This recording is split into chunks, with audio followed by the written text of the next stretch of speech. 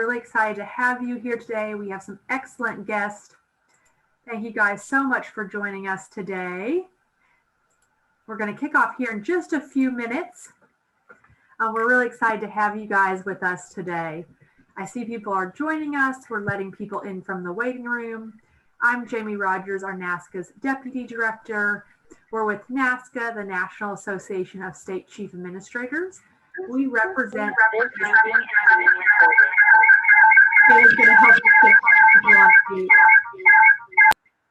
Thank you so much to our team for helping us on this back end.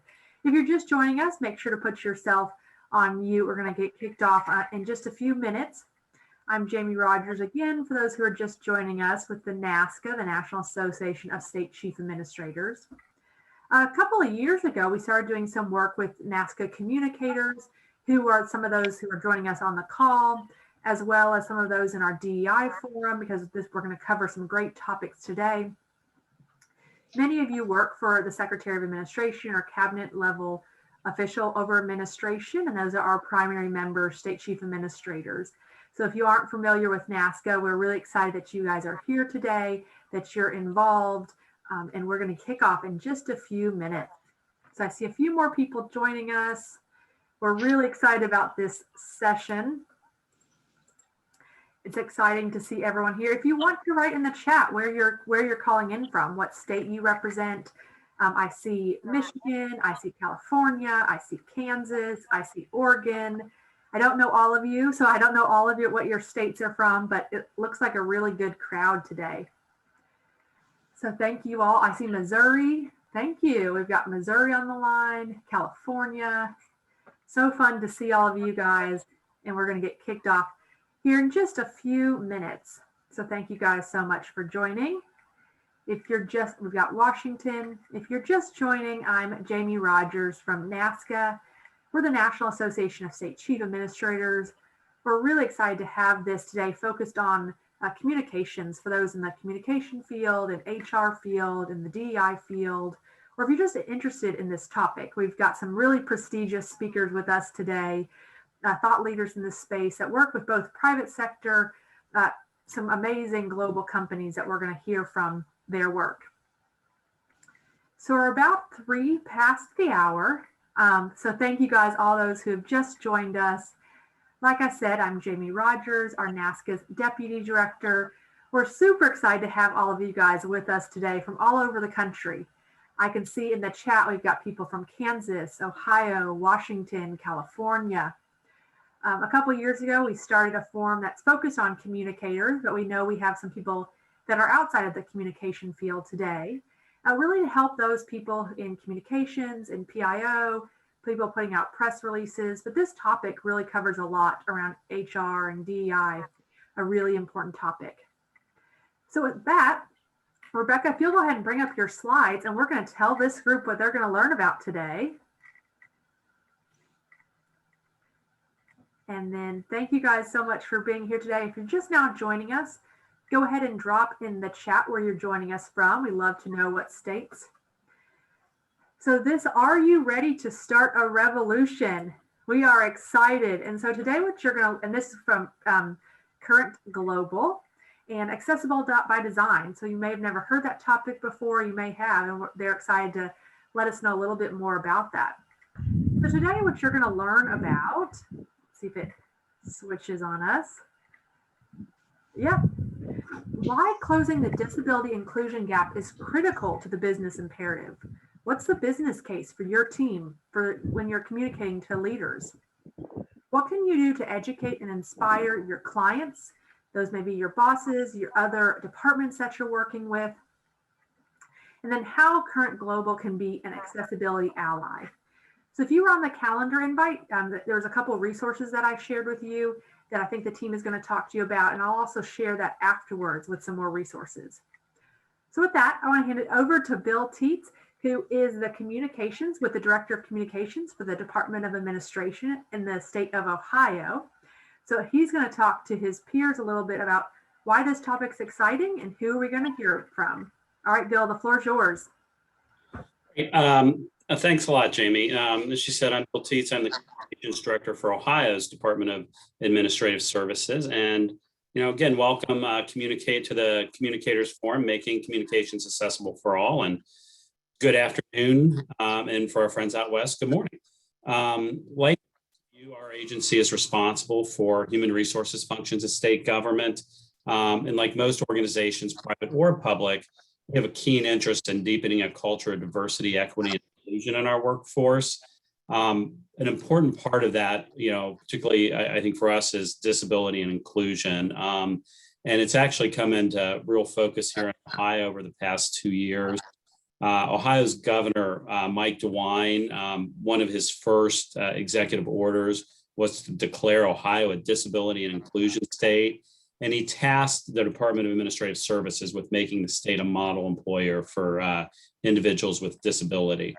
From that, we now have this, our state's first ever disability inclusion coordinator, and expanded office of diversity, equity, and inclusion, and really a much more robust effort of disability inclusion in state government. And I know from the perspective of communicating, to me, this has always been a topic that we know is important, but it just seems so daunting. And I know talking with our friends that are about ready to talk to us on this panel here, it really is, how do we kind of get over that fear of at least taking steps to get, moving towards this. So I think you'll hear a little bit of that as we move forward today. I did have an opportunity to talk with some of our speakers as we put this together, and they really are experts in their area. And I think they're experts in helping organizations create kind of inclusive experiences, environments, communities, to really help us connect with the more than 61 million Americans with disabilities. So we have with us today Virginia Devlin, who's the Chief Executive Officer of Current Global. Current Global is a global community agency focused on, as they describe it, influencing behavior where real life happens in the moment. Virginia is a seasoned leader. She has 15 years of profitable growth for Current. She focuses on long-term partnerships, including the Clorox Company, Hidden Valley, Applebee's, Champion, FedEx, a lot more of these companies, and showing her understanding of the importance of long-term partnerships.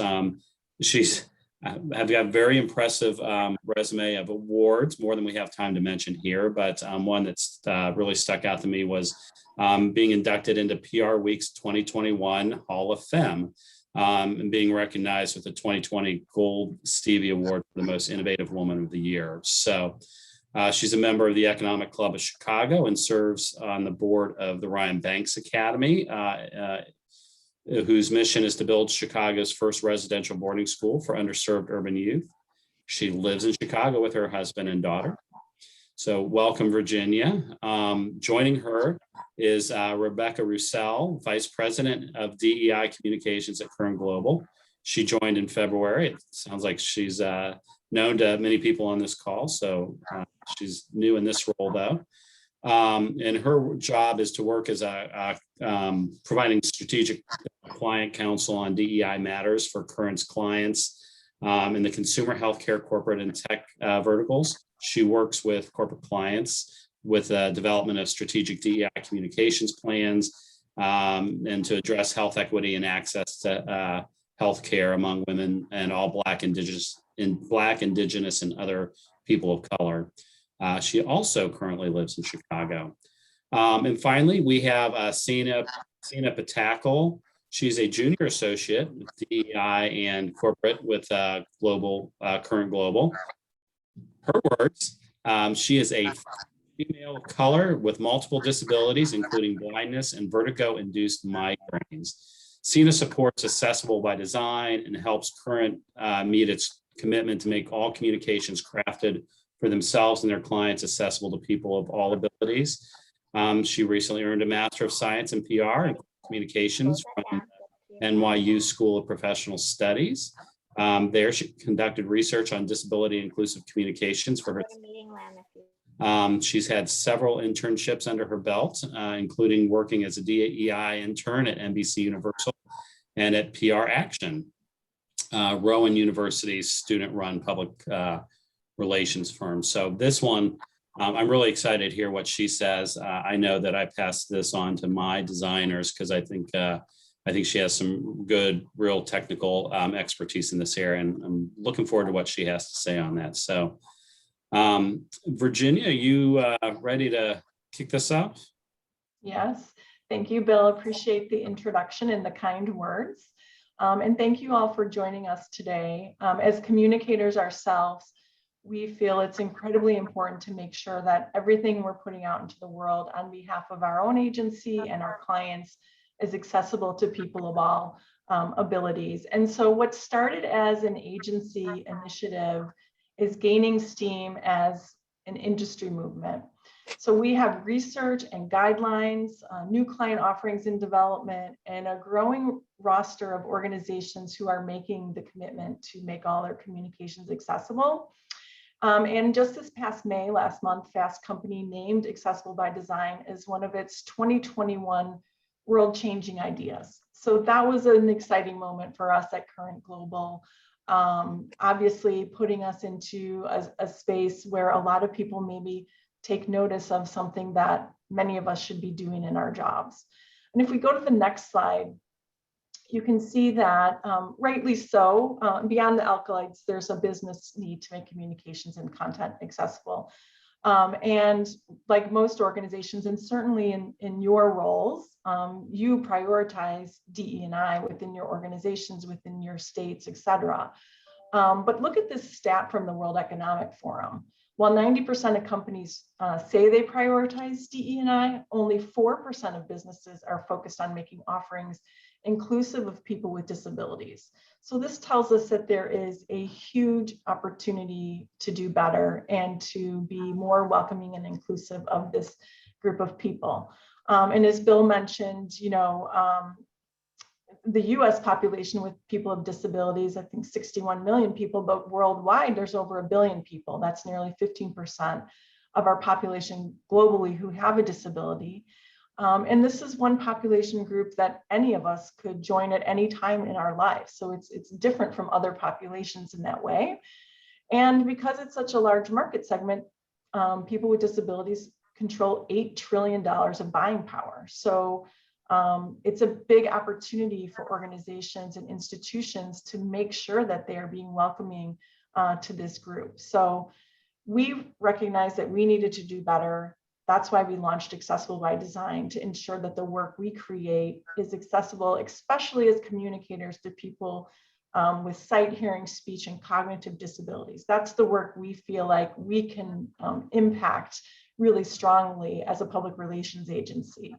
And so to meet the highest accessibility standards, we leverage accessibility guidelines and tools throughout the content creation process. So now I'm going to turn it over, Rebecca. We want to go through research. We all love data. If you can go to the next slide. We want to arm you with some powerful research about why disability inclusive marketing is so important. So on the next slide, you'll see that we released a report, which we'll share with all of you, called Digital Accessibility, the Necessity of Inclusion. And what we set out to do was illuminate the key accessibility barriers, how to overcome them, and create a business case for creating more accessible communications. So we went out and talked to 800 people who were visual, hearing, cognitive, or had speech disabilities across the United States and the UK. And we explored their lived experience of consuming content as people with disabilities. So I'm going to turn it over to Sina, who's going to share some highlights of the research, and also know that we have a detailed report on that we can share with you. Hi, everyone. My name's Sina. Since I'm legally blind, I rely on assistive tools such as a screen reader, audio description, and alternative text to impactfully engage with brands and their content. I was impressed by how well our research results illustrated my lived experiences consuming content as a person with a disability. Let's dive into the data. First, social media is a struggle for many of us.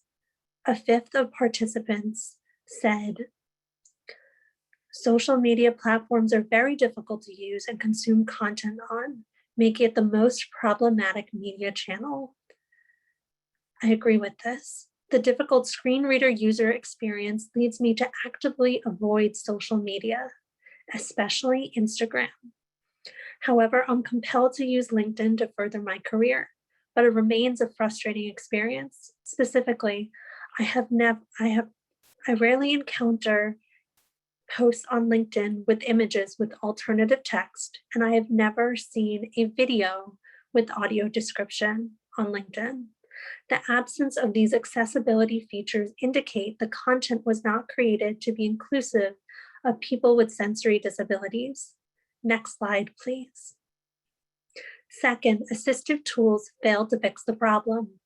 64% of participants who use an assistive tool said they experience consuming content, with 30% of these individuals attributing their challenges with content to the content itself, directly pointing to where organizations have an opportunity to help. For example, I use a screen reader. The screen reader cannot independently recognize an image and accurately describe the image in adequate detail. Instead, I rely on content creators to publish visuals with detailed and accurate alternative text, so my screen reader can then read the alt text and inform me about the image. Next slide, please. Lastly, the accessibility of communications impacts attitudes and actions, affecting the bottom line. Therefore, inaccessible communications yields negative outcomes. When communications are inaccessible, 40% of participants said they would take negative actions towards a brand, including not purchasing from it and not recommending it to others. Also, 81% of participants said inaccessible communications evokes negative emotion towards a brand, including feeling disconnected from it, feeling less excited about the brand, feeling the brand lacks positive qualities, and feeling the brand is unreliable. My consumer behavior confirms this. When I'm looking to make a purchase, I will review an organization's website. If that brand's website is inaccessible, I will stop considering that brand, start considering another, and then discourage family and friends from wasting their time with that inaccessible brand. Conversely, accessible communications yields positive outcomes. When a brand's communications are accessible, 60% of participants said they would take positive actions towards a brand, including purchasing it over another and recommending it to family and friends. Also, 81% of participants said accessible communications evokes positive emotions towards a brand, including feeling connected to the brand, feeling excited about the brand, feeling the brand possesses positive qualities, and feeling the brand is reliable. This is true for me too. When a brand's communications and user experience is accessible, I feel excited about that brand, and I appreciate that brand for showing me that they thought of me. As a result, I am more likely to try that brand's products and services. If the products and services work for me, I become a brand evangelist, often adamantly advocating for the brand among family and friends. On behalf of the disabled community, thank you so much for investing your time today to learn how to make your content accessible to all of us. And now here's Rebecca with more information on how you can get started. Next slide, please. Thank you so much for sharing that, Sina. And I know everyone in the audience is really wondering that question, like, how do you get started? And Bill, I believe, mentioned this at the top, that it can be daunting. And that's why we're here, to really kind of guide you through how to really take the steps to really make sure that the communications that you're putting out for the states are accessible, and also help you as you begin to expand your workforces as well, to be inclusive of more people within the disability community. But to get started with this, we created a set of guidelines, and those guidelines were created with two partners. One with the PRCA, which is the world's largest PR professional body, and it's based in the UK. And then we also stateside partnered with the PR Council, which is again a industry body of PR professionals here stateside. And as communicators, you all know that joining in numbers is absolutely great because again, we can continue to share best practices and learnings on how we all show up in the ever evolving world of communications. So these guidelines that we're going to talk through, I'll give you a high level overview of what they include. As Jamie mentioned, they are part of the packets that you will receive after. But we really talk about accessibility features, on social media. We talk about how to maneuver through that. As Sina mentioned, it's one of the most challenging platforms. And we do see social media platforms are trying to be more accessible. But again, as we continue to evolve, we really help you look at areas of where you can get beyond that, and again, to make your communications that you use on that channel, on those channels, more accessible.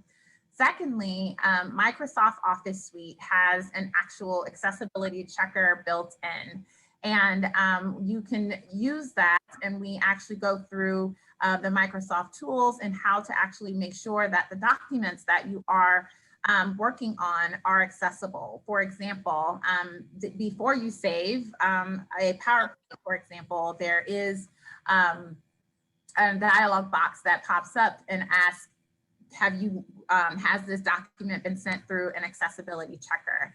And then that will go and tell you how to make your communications more accessible. So the guidelines do go through that. Also in the guidelines, we talk more about audio descriptions, alternative text, as well as closed caption. And I know Sina has been very, very helpful with really showing us at Current Global the meaning of alt text and also audio descriptions. For example, alternative text are keywords that are placed as descriptors if there is an image on a piece of content that you're using, so that a person with a disability is able to again engage in that same piece of content as a person that doesn't. Also audio descriptions. I think we are familiar a lot with videos that do include closed captionings, but we can go a step further with including those audio descriptions.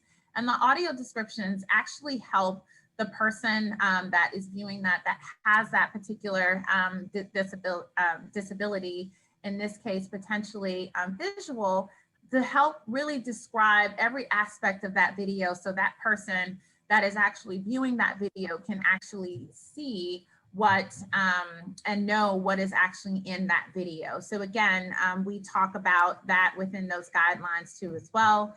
And then events, we know that, I know that from a state perspective, some of those things have been placed on hold, but state orders are loosening, and we will be having more live in-person events. So whether that be a press conference or a community event or something else that you're staffing or something that you're hosting internally, being more intentional about making sure that those particular events are accessible, whether that is using a professional interpreter for sign language, whether that's also including ramps for people who may have wheelchairs or assistive walking tools like canes, so that they can easily access getting around the particular event space. Those are some examples that we highlight too as well in the guidelines. And the guidelines have a ton of different other suggestions. They're very comprehensive, but they are user friendly. And we wanted to really stress that this is not an opportunity, again, to be perfect from day one. We, for sure, at Current Global, we're not perfect by any means. We continue to learn every day. We are, this is an evergreen process. But the ask is to really work towards the commitment of making sure that all of your communications are accessible.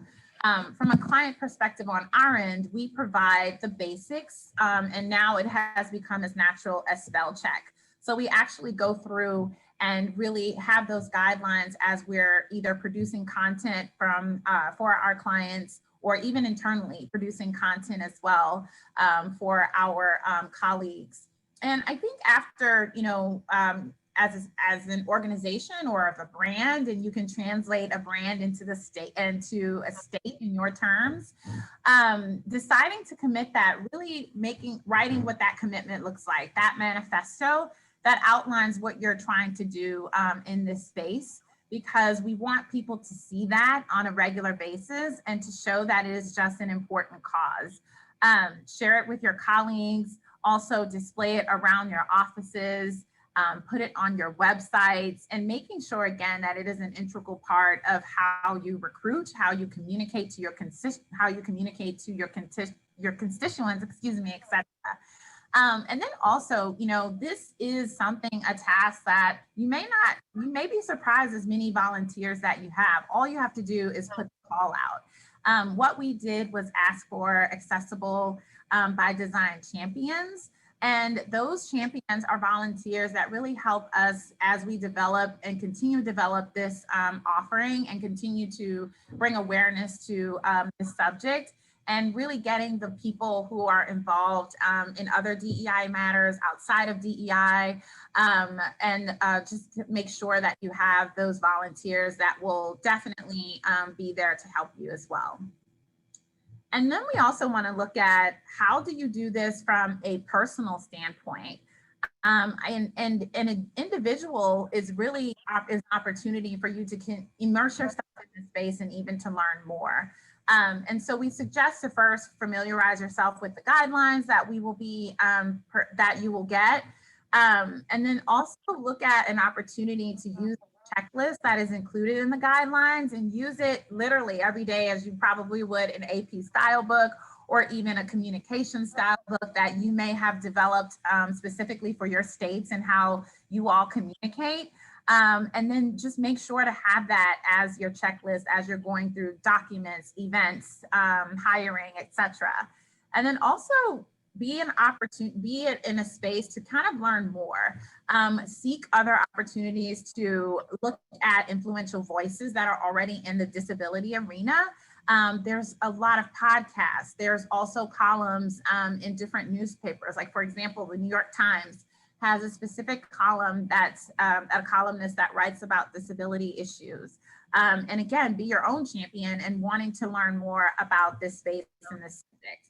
And also be conscious of how you're writing, be conscious of the content creation that you are doing, and bring this big important idea to everyone else and share this, as I mentioned at the top of my section, really sharing the best practices, sharing the challenges that you may have.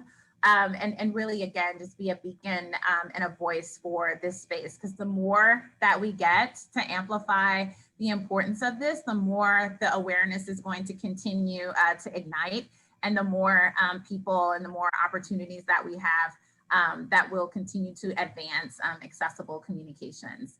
So with that, I will throw it over to give it to Virginia, who's going to give you guys some examples of,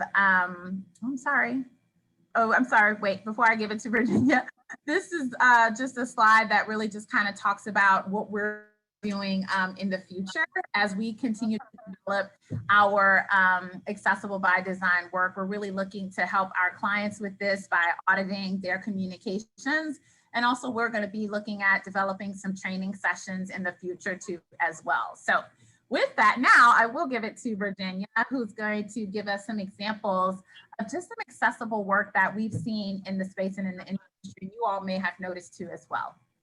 Great, thank you, Rebecca. Yeah, so if you can go to the next slide, Rebecca. What we want to spend a little bit of time talking about next is we know it's important for all of us to make the communications we put out into the world and the content we're creating accessible. And the toolkit Rebecca just walked through has a lot of guidance on how to do that. But as communicators, we also want to challenge ourselves to think beyond the content and think about how we can incorporate disability inclusive concepts into campaigns, events, influencer marketing efforts, other marketing campaigns that you may be doing for your states. And so we go to the next slide. we wanted to share a little bit of backstory about what inspired us to create this movement. And it came from work that our team in the UK does for our client Microsoft, which obviously has a lot of these accessibility tools and checkers that we've been talking about that we probably all have access to on our computers.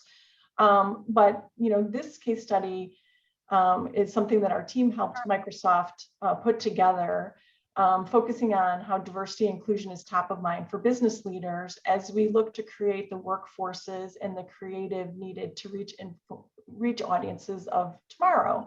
But an easy opportunity with Microsoft's built-in accessibility solutions that would allow us to better include a fifth of the global population with daily communications isn't widely being adopted. So while Microsoft has these tools, not a lot of people are using them. So that's one of the reasons why we're doing this, to try to change that. But we created a campaign for them called The Fifth, which aimed to highlight the business value of embracing accessibility. It was a series of visuals and video to support the company's wider storytelling around accessibility. And it explored how businesses that aren't embracing accessibility are missing a fifth of their opportunity. So if you can see from the visuals, we showed a fifth of a computer screen being blacked out, or a fifth of a keyboard being missing, just to illustrate the point that by not being inclusive, you are missing all of these people from a business perspective, from a consumer perspective. We also love the case study from Mattel and their Uno brand, and one of our sister agencies, Weber Shandwick, worked on this great program. But 1 in 12 men and about 1 in 200 women worldwide are affected by a form of color blindness, and oftentimes that's red-green colorblind. So as one of the world's favorite card games, Uno, has been long beloved as a universal game. People play it all around the world, but it's all about matching numbers, but also the colors. And so they realized that there was an audience that couldn't really see some of the colors. So they worked to create a new color-coded system so people with color blindness could play the game. And then, as Sina would tell you, a couple of years later, they came out with a Braille version of the game, which when she talked about, when brands do something right and include, the visually impaired community, she's going to be the biggest champion for that. So she's an Uno advocate because of that. So that's just another example of how brands are being inclusive in product development through to the marketing campaign. And then on the next slide, a couple more recent examples. This was very, very widely covered, at least in the marketing press that my team sees all the time, was a recent launch from Unilever with a new degree deodorant, the world's first adaptive deodorant built with a diverse disability community. And so this was an example of, an organization that worked side by side with the people they were trying to be inclusive of by creating this product. So everything from product design to packaging to the marketing campaign truly demonstrated inclusivity. And then Starbucks, we've seen them making more moves with, Braille on menus, Braille on the coffee, things like that. So all steps in all positive steps.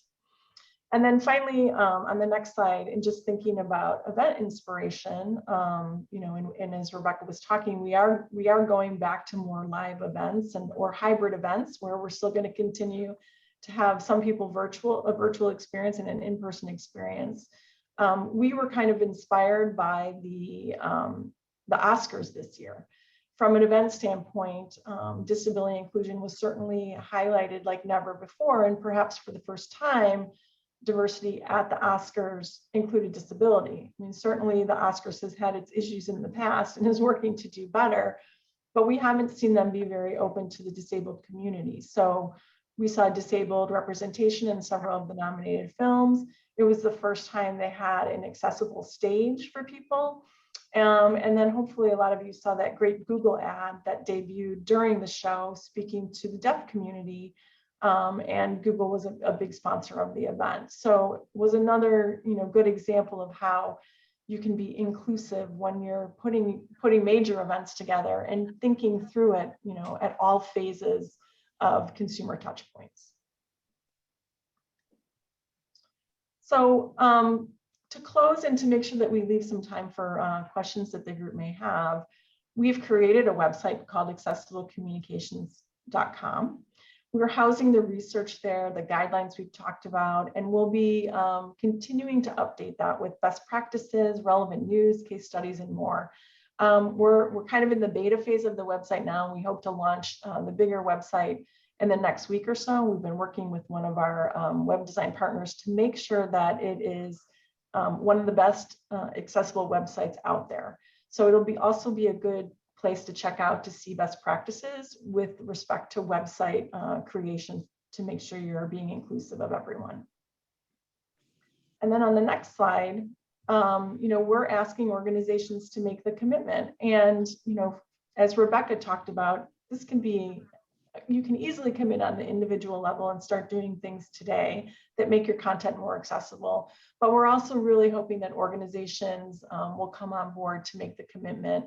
And again, we're not asking people to be perfect or expecting that. We want progress over perfection, and just are asking people to work towards doing it, to commit to making content accessible from conception to delivery, helping us bridge the disability inclusion gap, and getting a little credit along the way for furthering this accessible communications revolution, if you will.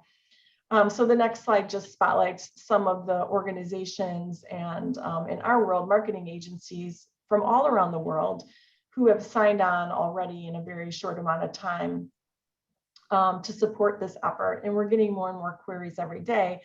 But what we get excited thinking about is, if we count up the potential employees at all of these organizations, that's probably a community of over 4,000 communications professionals who have said, yes, I'm going to do this moving forward. And so that is disheartening to us, because if we have 4,000 people already who are being committed to this, just think of what we can do as more and more people come on board to make sure that everything we create is inclusive.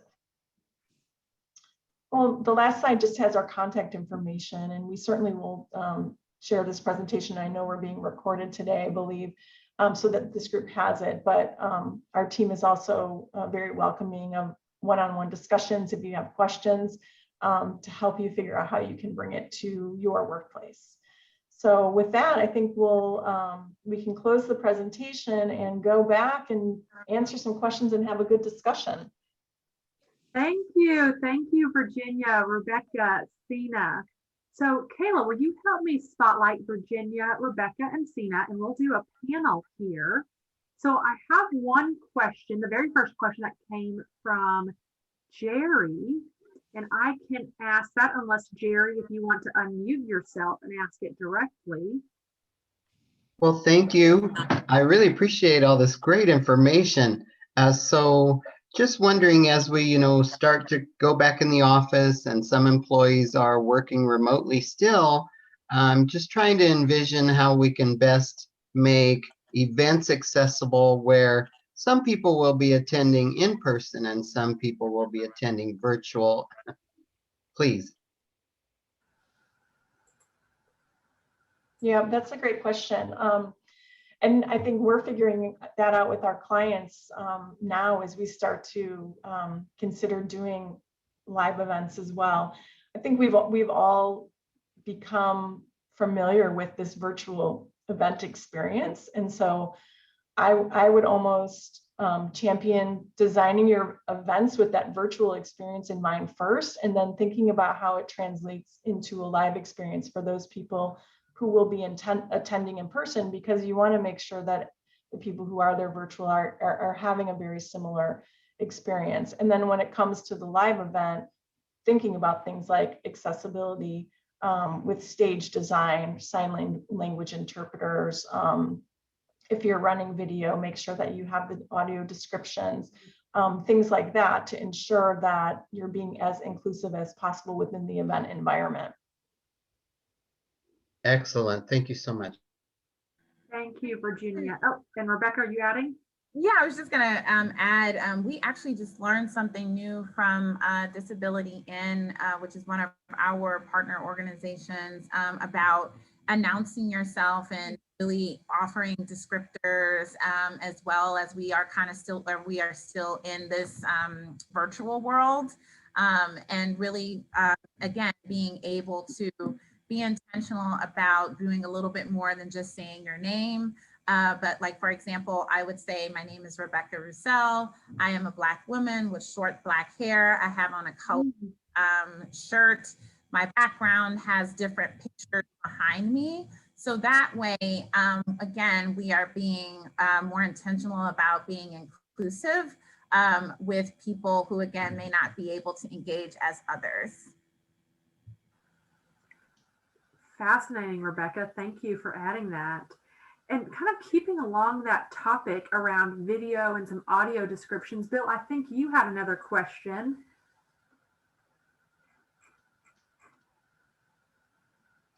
Yeah, so it goes back to that saying, some of these things can seem daunting, and I'd like to learn a little more about what this descriptive video is. I understand like how I understand what it is, but I don't necessarily understand what the experience is like, because you'll have a video and you may have individuals with disabilities looking at it. You may have people who without disabilities who are looking at it.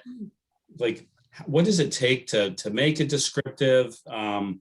You know, we talked a little bit about this, and none of us have ever actually seen it. So, you know, does the description, you know, play? How does that work when you might have narrative over top of it? Just a little more about what that is and how it manifests itself would be great. So the way that audio description works is it's a secondary track that's layered over the video, and that in turn will give the narration. So imagine it's like when you're having the experience of a podcast. So imagine just listening to the podcast and everything is described so that it's an exclusive auditory experience that would enable someone like me who is blind to effectively engage with your content. And it describes the visual actions that are going on. For example, when we created the ad for Accessible by Design, we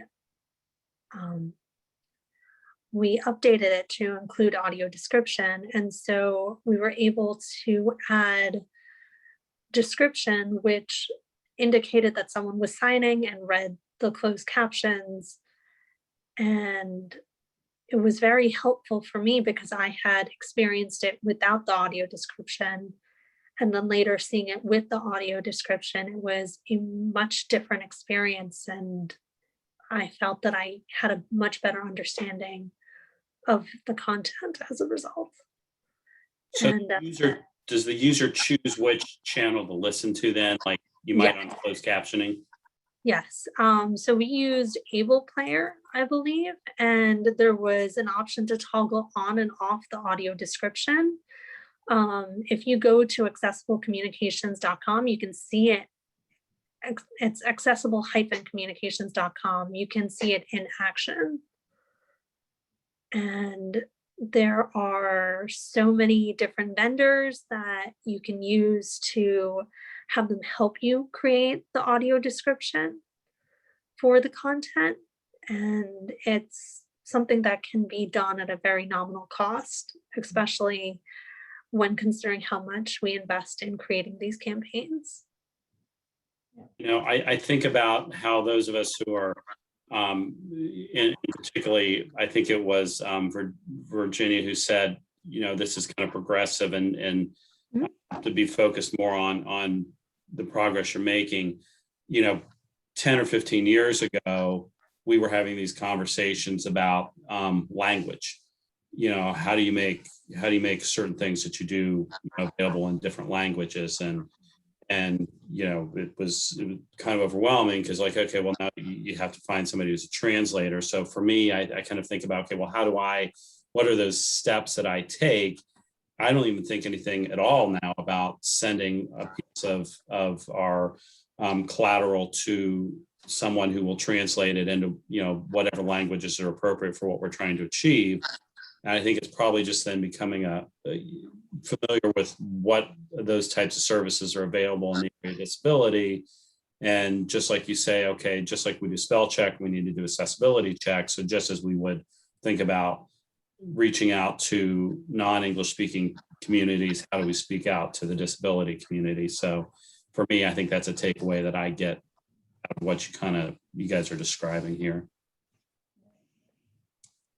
That's a great parallel to talk about how, we went through the phase of making sure we were translating what we were doing to reach the right audience, to now making sure that we're being inclusive of people with disabilities. And it really is true. Like, if you get into the habit, we were all in the habit of using spell check before we even sent the simplest of emails. So if you get into the habit of just running that accessibility checker, it's super helpful. And Sina had a great idea about how you form habits. So I don't know, Sina, maybe you want to challenge this group to join your idea. Oh, so what I had thought of recently was I had seen a study that it takes 21 days to build a habit. So I encourage people to take the challenge of using the accessibility checker for 21 days and seeing how different your content is before you started and after the 21 days are up. And I'm sure you'll see a transformative change. It's something really simple and easy to try, because the accessibility checker is built into all these different Microsoft platforms that we're using every day. Thank you, Sina. Thank you, Bill, for those questions. And so just so I heard you right, a lot of these Microsoft tools have that accessibility checker. So you learn about that, and then it'll prompt you on places where it's not as accessible. But what about, and I think you mentioned this, some of those, a lot of people on this call are responsible for creating social media graphics for their State Department. Is there similar places that they can run design through? I think you already mentioned this, but just to reiterate, to make sure that the designed copy is accessible. So within the guidelines, we have information about the different accessibility features and guidelines for several social media platforms to make it easier. So we included information about Facebook, LinkedIn, Instagram, and Twitter. So hopefully that will be helpful. That's extremely helpful. And I dropped a link in there as well where some of these resources and guidelines are. Yeah. What other questions we have? We have some great people on this call. Anyone else have questions for our experts today?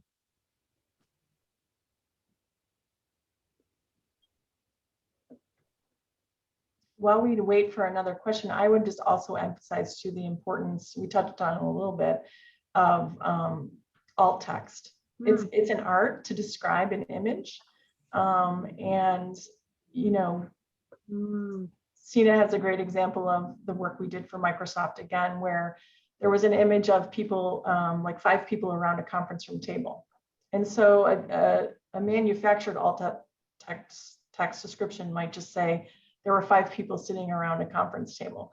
But what you would miss from that is one person was blurred out to represent the 5th of the population of people with disabilities who you might not be including. So it's really important to make sure that you're going into alt text descriptions and really describing what's in the image. And Virginia, you must have been reading the person in the comments. Right. Is there any good training you recommend for people to learn that art of alt text? Talking about some have limitations to only a certain amount of words. Getting it in 150 words can be difficult to really describe the text. So I have a suggestion for that. If you're using social media and you feel that there's not enough room for you to describe what you want to describe, to make sure that visually impaired viewers are getting the information they need to understand your message, include it in your copy. that's one thing I would recommend doing if there just isn't enough room.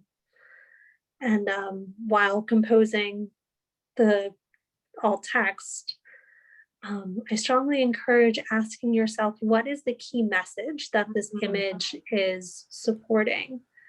And making sure that you describe it succinctly, and that'll be helpful. Sina, that's really powerful. So not just describing what people see, but really in the picture, what are you trying to represent? Yes. Kind of what Virginia said. Maybe what you're really trying to represent is 1/5 of the audience is not available, or we're really trying to be a close-up of a great parks event. You know, really thinking about the meaning of that amazing graphic. I really appreciate that comment. We have Megan. Megan, I always like to ask if you want to unmute yourself. Megan, do you have a question, or I'll ask it for you? Yeah, I can ask it. So what are your thoughts on alternative text versus adding an image description at the bottom of the copy on your social media posts? Do you have a preference? I prefer that it's actually used as an alt text, honestly, but I understand that when it can't be done, that's a reasonable alternative, and it's all about the effort that's being put into it, and that shows effort that the organization and the brand is trying to be inclusive. So, yeah. Thank you. Thank you, Sina. Any other questions?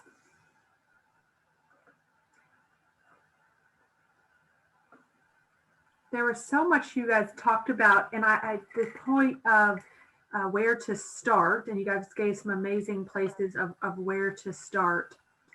And you gave a couple examples of private companies doing things really well. Is there any one big takeaway of this is going to be the moment that you're really going to start to see change? Or is it small steps along the way that lead to making this a habit, making this a change? Who wants to jump in first? Yeah. I can jump in.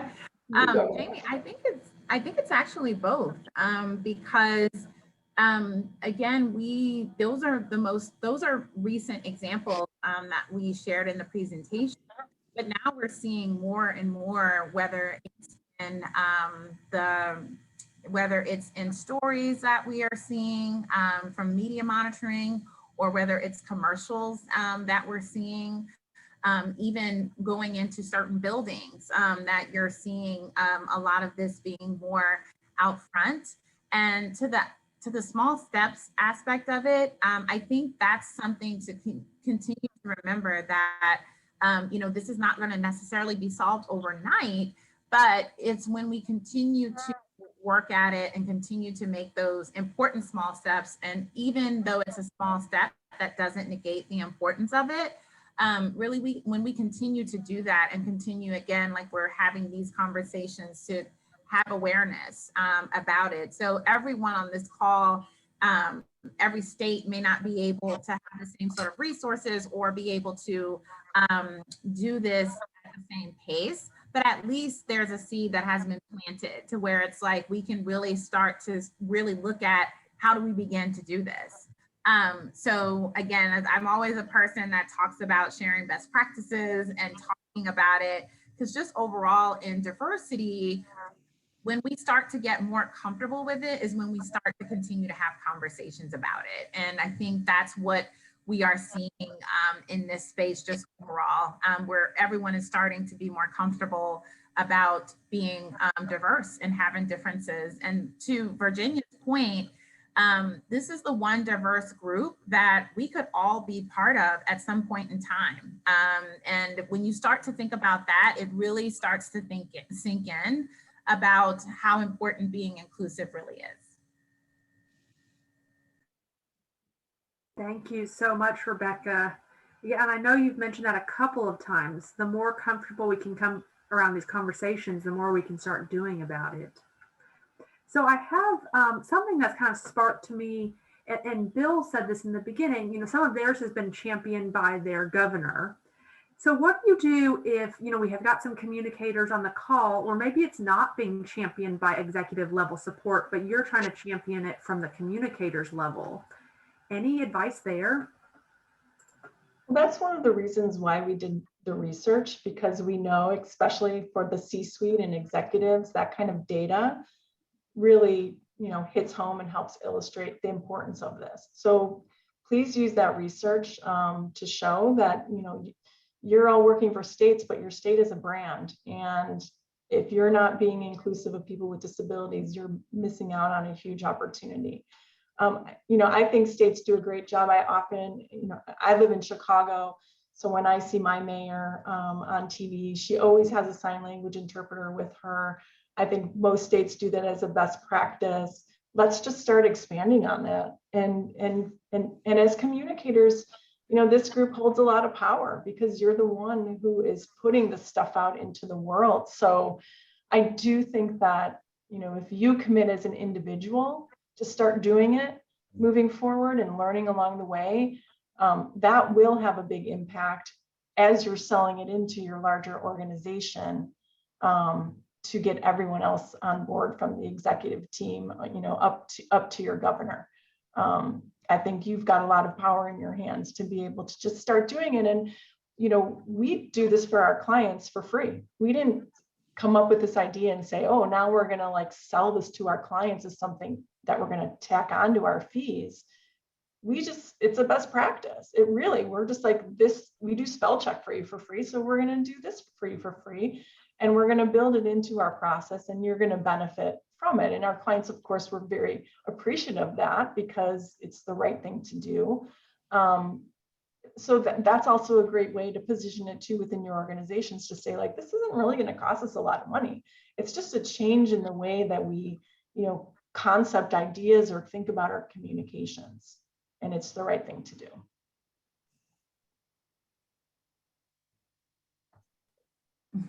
Thank you, Virginia. And then I know we have several states on the call who have started this work. You know, they've had these initiatives from their governors. They're trying to make their website compliant. They're trying to make their social media compliant. Anyone on the call, maybe do you have a big aha moment that you want to give advice for the state leaders that have, you know, already done this work? Or anything surprising as you've started this work in the public sector?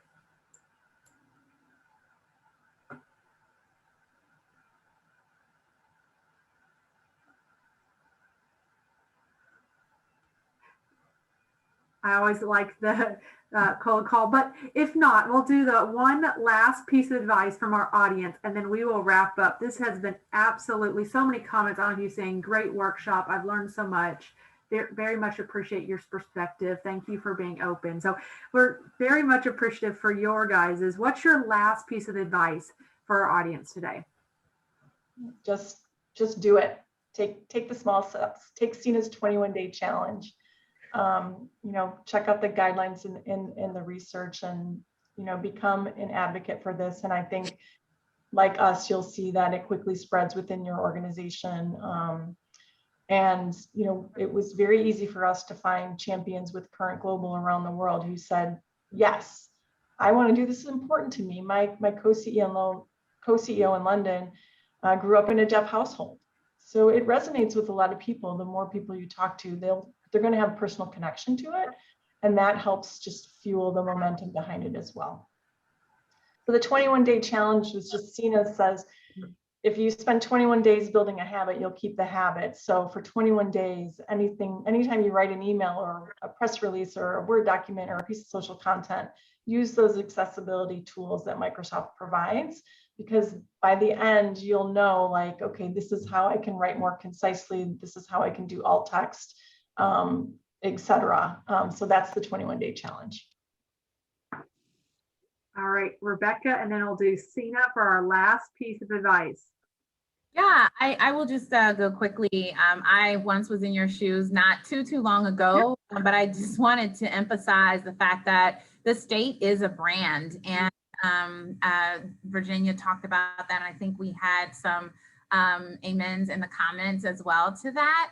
And just to really think about that. I mean, we are focused more so on the private sector, but really start to really think about how there is intersectionality with public sector and private sector, and how we think as communicators, because at the end of the day, we are communicators, and we do owe it to the people who are our audiences to make sure that we are bringing the important information to, but not only just that important information, just be very cognizant about how everyone receives that information too as well. Thank you, Rebecca. And Sina, the last piece of advice, and I'll wrap us up. Thank you. So my last piece of advice is to go through the guidelines. You'll see that it offers small and practical steps. And by making these small changes, it'll quickly add up and make a huge difference for people with disabilities who are engaging with your content. And as a result, you'll be able to show them that they are valuable members of your communities. You see them as valuable constituents, and you're eager to bring them in as employees to contribute to your workplaces. This is how you start. This is how you make a difference. Thank you for being here today. I really appreciate it. Thank you, Virginia. Thank you, Rebecca. Thank you, Sina. And thank you, Bill, who opened us up and has been working with this on why this would be important to this group. I'm Jamie Rogers with NASCA. It's been an absolute pleasure to have our speakers today. We will have another communicators forum and communicate with this group when that one is available. I appreciate everyone for being here today. Thank you so much. Thank you. Thank you. Have a great Bye.